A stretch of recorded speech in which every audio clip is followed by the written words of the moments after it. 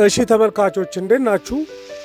ወርልድ ባንክ ከ2031 በኋላ ለቻይና በፍጹም ብድር አልሰጥም ብሏል። ወርልድ ባንክና ቻይና ላለፉት 45 ዓመታት የተበዳሪነትና የአበዳሪ ግንኙነታቸውን ከ2031 ጀምሮ እንደሚያቆሙ በይፋ አስታውቋል። የዚህ ምክንያትና የኢኮኖሚ አናሊሲሱን ሐሳብ ልሰጣችሁ ፈልጌያለሁ። እንኳን ደስ አላችሁ። ከዚህ ቀደም ከኛ ቤት የገዛችሁን ውድ ደንበኞቻችን የቤታችሁን ቁልፍ ልንሰጣችሁ 6 ወራት ብቻ ቀርተውናል። አሁን ላይ 95% የግንባታ ፕሮግረስ ላይ ደርሰን የፊኒሺንግ ስራ እየሰራን እንገኛለን። አሁን ደግሞ ግንባታቸው 50% እና ፋውንዴሽን ላይ የሚገኙ ቤቶች ላይ 30% ልዩ ቅናሽ አድርገናል። ከስቱዲዮ እስከ ባለ 4 መኝታ አፓርትመንቶችና የንግድ ሱቆችን ጨምሮ በ10% ቅድመ ክፍያና 60% የባንክ ብድር አመቻችተን እየጠበቅኖት ነው። ይፍጠኑ። በ091778 1697 ላይ ይደውሉልን። በጣም በዛ ያሉ ምክንያቶች አሉበት። ዋና ዋና ይባሉ አንድ 4 ምክንያቶች አሉበት እና የቻይና ምላሽንም ነግራችኋለሁ። እንግዲህ ወርልድ ባንክ የተቋቋመው በ1944 ነው። ልክ የሁለተኛው ዓለም ጦርነት ሊጠናቀቅ ሲል የብሪተን ውድ የሚባል አግሪመንት ነበረ፣ ስምምነት። አይኤምኤፍም ወርልድ ባንክም ኔቶም በዛ አካባቢ ነው የተቋቋሙት እና አይኤምኤፍ የዓለምን የፋይናንስ ስርዓት ለመምራት ወይ ለማገዝ ሲቋቋም፣ ወርልድ ባንክ ግን በዓለም ላይ ያሉ የድሃ ሀገራትን ለመርዳት ነው። በትምህርት፣ በጤና፣ በመንገድ፣ በመሰረተ ልማት መደገፍ ነው እና ዝቅተኛ ወለድ ያላቸው ብድሮች እና ድጋፍ በማድረግ ድህነትን መቀነስ ነው ዓላማው እሱ ነው። እና ቻይና በ1945 ከመስራቾቹ ኦልሞስት መካከል ነች፣ የወርልድ ባንክን ማለት ነው። አሁን ወርልድ ባንክ 189 አባል ሀገራት አሉት በውስጡ እና እንግዲህ ከሲቋቋም ጀምሮ ነበረ ከ1945 ጀምሮ።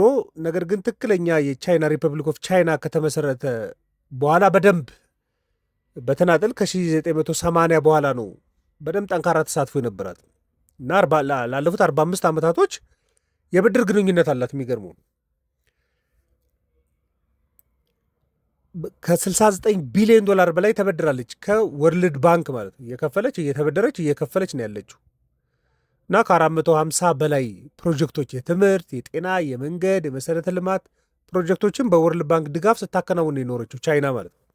ነገር ግን አሁን ላይ ሲታይ የቻይና ኢኮኖሚ በዓለም ሁለተኛው ግዙፍ ኢኮኖሚ ነው። ከ20 ትሪሊዮን ዶላር በላይ ጂዲፒ ያለው ነው።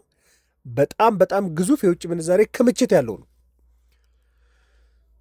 ስለዚህ ወርልድ ባንክ ምን እያለ ነው ያለው? ይህን ያህል የኢኮኖሚ አቅም ያላት ሀገር መበደር የለባትም ብሎ ወስኗል። እስካሁንም እየተበደረች ነው። ለምሳሌ 2024 ላይ እንኳን ወደ 1.05 ቢሊዮን ዶላር ተበድራለች። አሁን 2025 ላይ ወደ 750 ሚሊዮን ዶላር ተበድራለች እና እስከ 2031 ድረስ እስከ ትራንዚሽኑ አሁን ባለችው ጊዜ እስከ 2 ቢሊዮን ዶላር ድረስ የሚሆን ብድር በሽግግሩ ወቅት ላይ ሊለቀቅ ይችላል። ነገር ግን ከ2031 ጀምሮ በፍጹም ብድር አታገኝም እያለ ነው። በጣም ዝቅተኛ ነው ከወርልድ ባንክ ያለ ብድር። የሚገርማችሁ እስከ 10 ዓመት የሚቆይ ብድር ቢሆን 1% ነው ኢንተረስት ሬቱ ወለዱ ማለት ነው። እስከ 20 ዓመት ያለ ብድር ከ1.5 በመቶ አይበልጥም። ስለዚህ በዝቅተኛ ኢንተረስት በጣም ከፍተኛ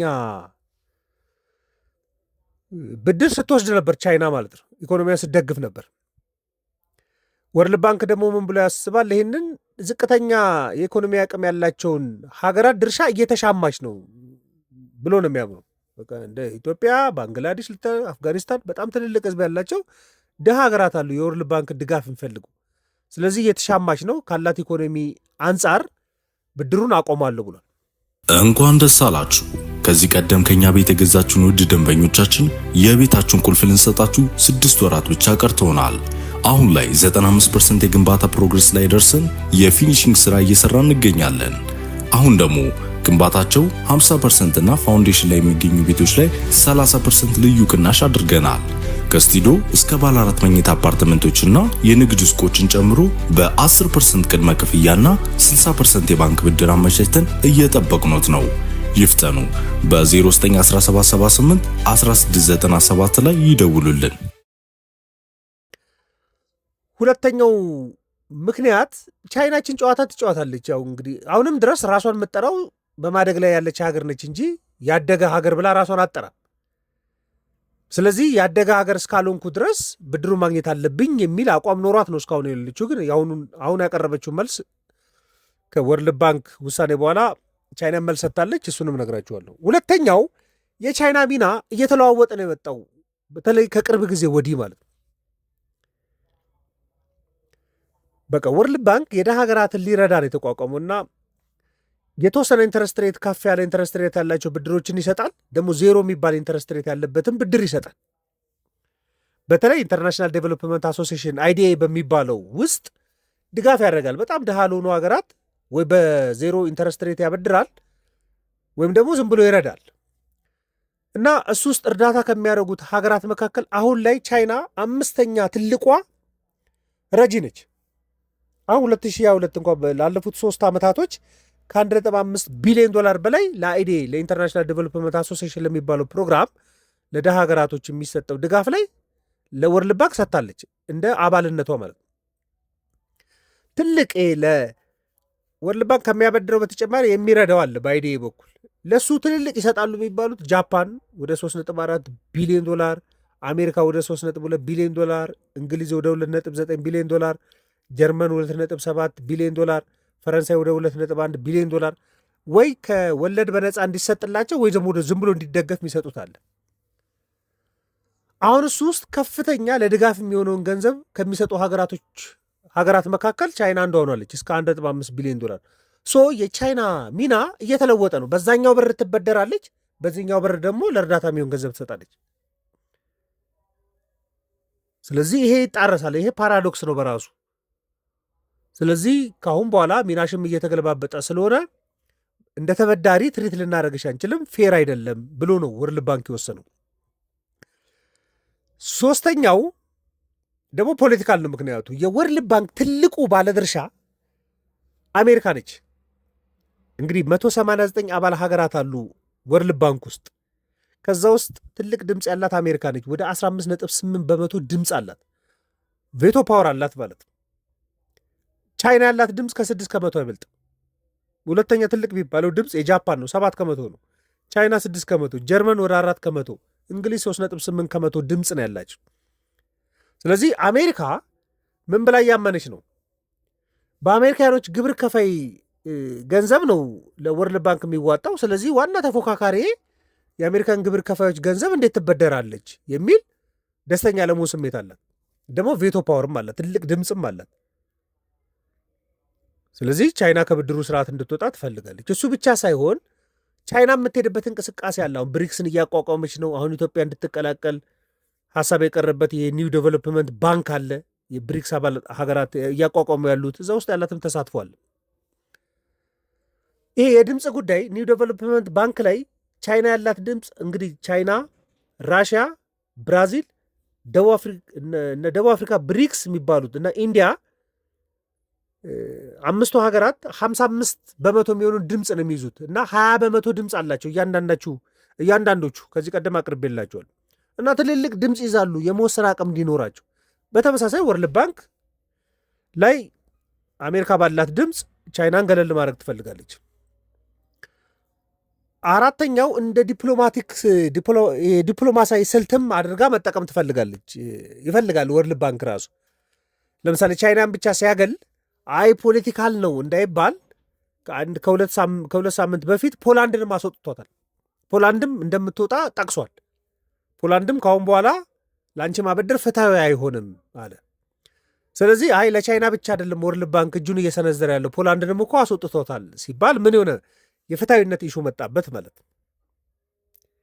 ግን ይህንን ቻይና በፊት ትቃወም ነበር። አሁን ግን ፖዘቲቭሊ እንደወሰደችው ነው የገለጸችው በሁለት መንገድ ማለት ነው። አንደኛው በቃ ይሄ ናቹራል ፕሮሰስ ነው። አንድ ሰው ይረዳና የኢኮኖሚ አቅም ካለው በግለሰብ ብታዩት በቃ የማይረዳ ይሆናል፣ ወደሚረዳ ሊመለስ ይችላል። ስለዚህ እስካሁን ስረዳ ነበር። አሁን የኢኮኖሚ አቅም አለኝ። ስለዚህ ናቹራሊ እየወጣው ነው። ፖለቲካል ሽንፈት ከአሜሪካ ገጥሞኝ ሳይሆን ስለቻልኩ ነው። ኢኮኖሚ ጠንካራ ስለሆነ ጠንካራ አቅም ስላለኝ በራሴ የምፈልጋቸውን በሙሉ ማድረግ ስለምችል እየወጣው ነው ብላ ፖዘቲቭሊ እንደተቀበለችው ነው የሚያሳዩት መረጃዎቹ። እና ወርልድ ባንክ ላይ ያላትም ተሳትፎ ወደ ምን ማዞር ትፈልጋለች? ከተበዳሪ አሁን ወርልድ ባንክ ላይ ያላት ግንኙነት ከተበዳሪ ወደ ተሞክሮ የሚያካፍል ሀገር ማለት ነው። ምን ማለት ነው? ላለፉት 40 ምናምን ዓመታት ከወርልድ ባንክ እየወሰደች ድህነትን አጥፍታለች ኦልሞስት። ስለዚህ ድህነት ቅነሳ ላይ ያላት ኤክስፒሪያንስ በጣም ትልቅ ነው። ስለዚህ ወርልድ ባንክ ውስጥ ድህነትን ቀነሳ ላይ ልምዷን የምታካፍል ሀገር እንጂ ተበዳሪ ሀገር ሆና እንደማትቀጥል እና ፖዘቲቭሊ እንደምትቀበለው እየገለጸች ነው ቻይና ማለት ነው። እና ይሄ ለዓለም ላይ እድል ይኖራል። ለእነ ኢትዮጵያና ድሃ ለሆኑ ሀገራት እድል አለው። በየዓመቱ ትልልቅ ገንዘብ በመቶ ሚሊዮኖች 2025 እንኳን ከ750 ሚሊዮን ዶላር በላይ ነው የወሰደችው ቻይና። ስለዚህ ይህን ትልልቅ ገንዘብ ቻይና የምትወስደውን ለድሃ ሀገራት እንዲያገኙት እድል ይሰጣቸዋል። በብድርም ሊሆን ይችላል፣ በአይዲ በኩል ለድጋፍም ሊሆን ይችላል። ስለዚህ ለድሃ ሀገራት እንደ እድል ሊቆጠርላቸው ይችላል። ስለዚህ ይህንን መረጃ ለእናንተ ሼር ላደረጋችሁ ነው። ማንኛውም ሀሳብ አስተያየት ካለ ልትልኩልኝ ልናወራበት እንችላለን። ለነበረን ቆይታ በሙሉ ከልብ አመሰግናለሁ። መልካም ቀን።